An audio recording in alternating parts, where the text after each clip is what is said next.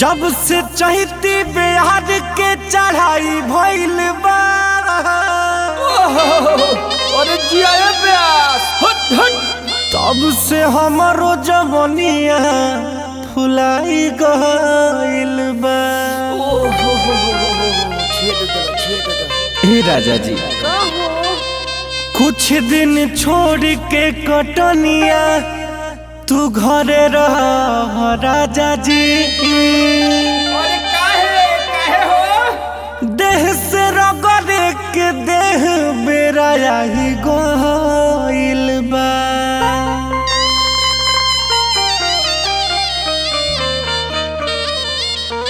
देखिए एक जनी के नया नया गौना भइल बा। हाँ लेकिन उनकर सैया जी का हो भोरे ही भोरे कटनी करे चल जाता रे। तो बड़ा गजन बा। जब सांझी खावत रे हाँ तब तनी से आराम करके चैता गावे चल जाता रे। ओहो तो उनकर मेहरारू उनका से का कहतरी का कहतारी हो सुनी सभे। भोरे भोरे राजा करे चला तू कटनिया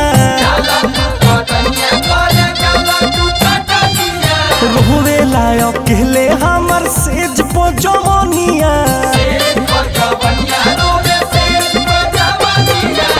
बढ़नी बहारी धन फेंकब हो बढ़नी बहारी धन फेंकब हो। रात भर राजा जी तू गावे जइब चैता तो लहिका के मुँह कैसे देखब हो।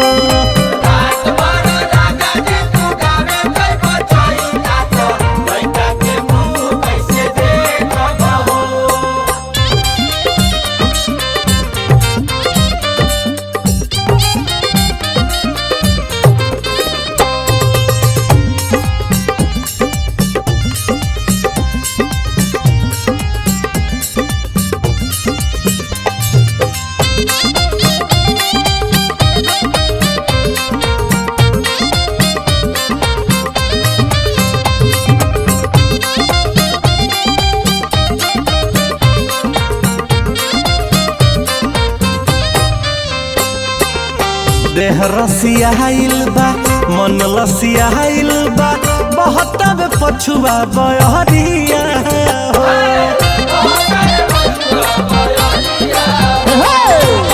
पियतर लाई गावे जल गवन हो छोड़ी तो समय के हरिया हो। छोड़ब न राज राह छे कब हो छोड़ब न आज राह छे कब हो। रात भर राजा जी तू गावे जइब चैता तो लहिका के मुँह कैसे देखब हो।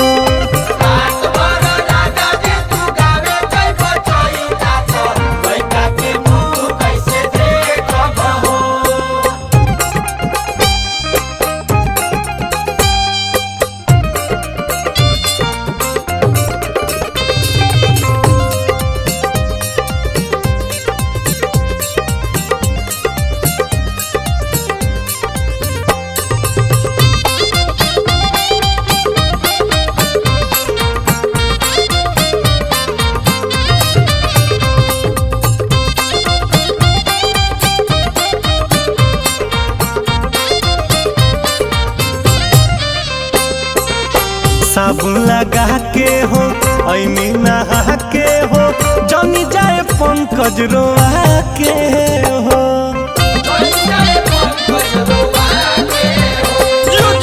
नहीं तो दिखा दे हम सोहर गवा दे हम छोटने से मोहर लगावा के हो।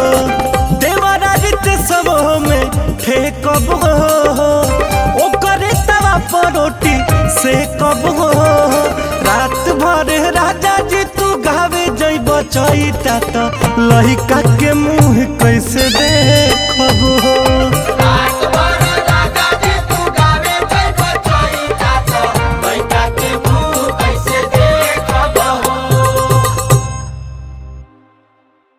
बढ़नी बहारी धन फेंकब हो रात भर राजा जी तू गावे जइब चैता तो लहिका के मुँह कैसे देखब हो।